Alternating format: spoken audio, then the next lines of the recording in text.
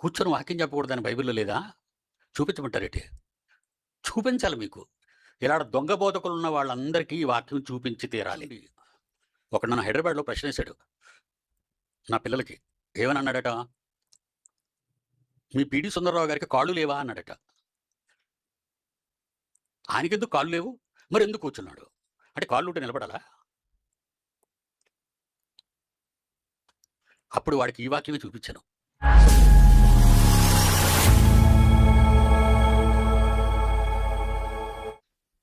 ఒకడంటాడట, "కూర్చొని ఎందుకు చెప్తున్నారు? చూసావా ఎలాంటోళ్ళు బయలుదేరారో మన సంఘంలో.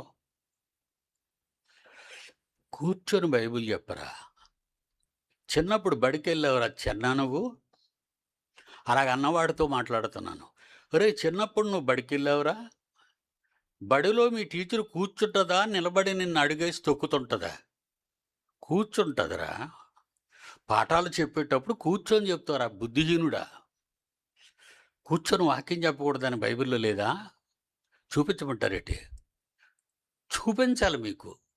ఇలాంటి దొంగ బోధకులున్న వాళ్ళందరికీ ఈ వాక్యం చూపించి తీరాలి.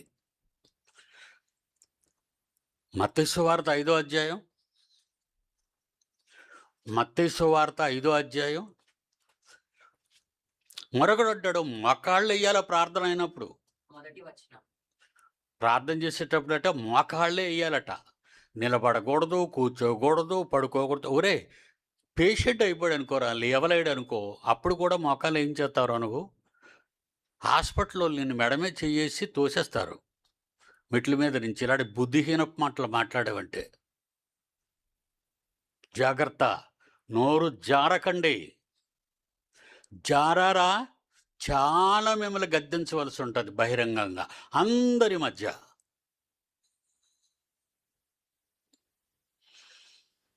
ఎవరు రాశాడండి?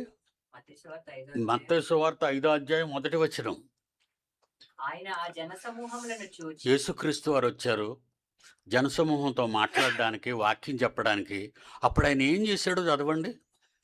కొండ ఎక్కి కూర్చుండగా కొండ ఎక్కి కూర్చుండగా. ఆయన శిష్యులు ఆయన యొద్దకు వచ్చిరి.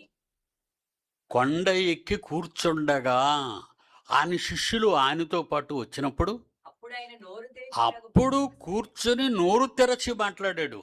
ఒరేయ్! నువ్వు చెప్పే వాక్యం ఇంపార్టెంట్ గానీ, నువ్వు కూర్చున్నావా, మోకాలేసావా, పడుకున్నావా, దేకురుతున్నావా?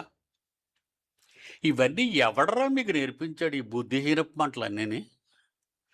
అయినా నా దగ్గరున్న పిల్లలు ఎందుకురా పాడు చేస్తున్నారు మీరు దుష్టులారా? ఒకడు బైబిల్ గుండు కత్తుకొని నిలబడాలంటాడు. అంటే ఈడికి బైబిల్‌లో ఏ వాక్యాలు తెలియవు వీడికి. ఇలాంటివే. అక్కడ ఇక్కడ చూసి ఆళ్ళు బోర్లా పడితే నువ్వు కూడా బోర్లా పడు. ఎవడురా మీకు నేర్పించాడు ఇలాంటి బైబిలు? నువ్వు కూర్చొని ప్రార్థన చేసినా తప్పులేదు, మోకాళ్ళేసి ప్రార్థన చేసినా తప్పులేదు, సాష్టాంగపడి ప్రార్థన చేసినా తప్పులేదు, నిలబడి ప్రార్థన చేసినా తప్పులేదు, కూర్చొని ప్రార్థన చేసినా తప్పులేదు.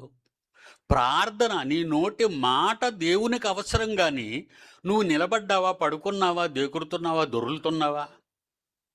ఇవన్నీ బైబిల్‌లో లేనివి ఎక్కడి నుంచి తీసుకొస్తున్నారురా మీరు?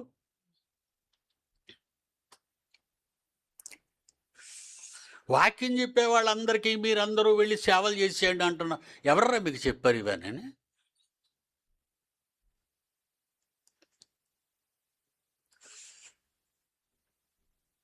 తప్పులు చేయకండి. ఈసారి ఎవరిదైనా ఆడగాని, మగగాని టంగ్ స్లిప్ అయిందంటే, రాని మాట మీ నోటంట వచ్చిందంటే మాత్రం మిమ్మల్ని ఇక ఉంచను. ఇన్ని పాఠాలు చెప్పిన తర్వాత కూడా మీరు ఇంకా లొంగకపోతే మిమ్మల్ని బయటకు తోసేయటమే.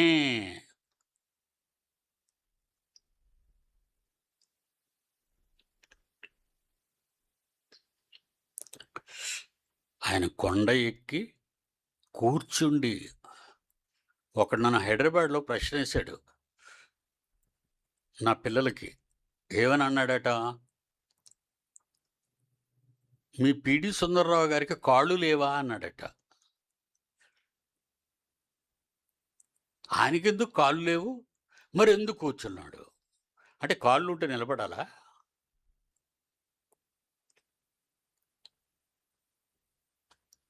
అప్పుడు వాడికి ఈ వాక్యమే చూపించాను.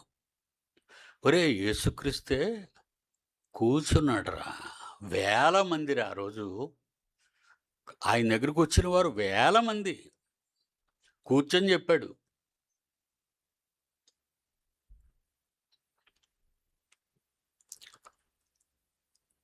ఆయనకెవరైనా కుర్చీలేసేవాళ్ళు ఉంటారేటి అక్కడ?